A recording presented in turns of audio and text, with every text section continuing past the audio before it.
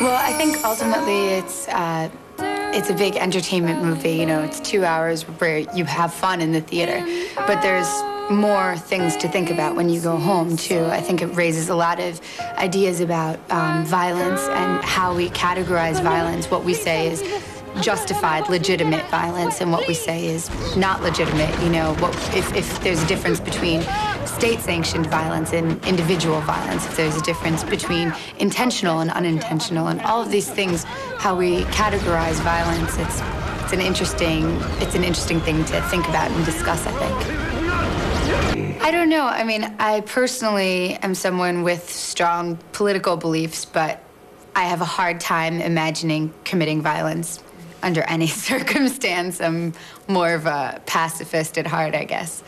When I read the script, the character was always in a mask, and I thought that's exactly as it should be. That was the character, he's in a mask. So I accepted that, and I thought that was a big challenge for me, and also very exciting. The character says at the end of the film,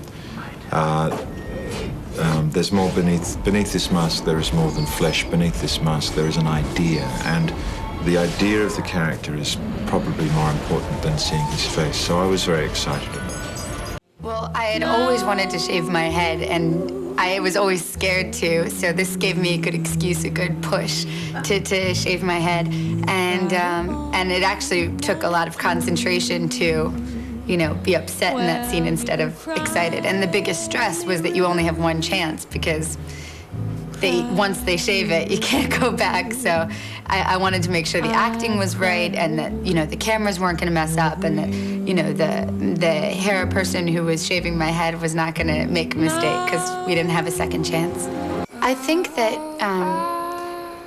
the whole world of acting, for a while I was like, is it meaningful? Are you helping people? It always made me think about that. And I think the whole, first of all, to be an actress, your job is to imagine what other people's lives are like. And so it's an amazing way to practice being a good human being, you know, and hopefully it becomes a habit, so that when you leave work, you can continue thinking, what is that person's life like? What are they going through? How do they feel?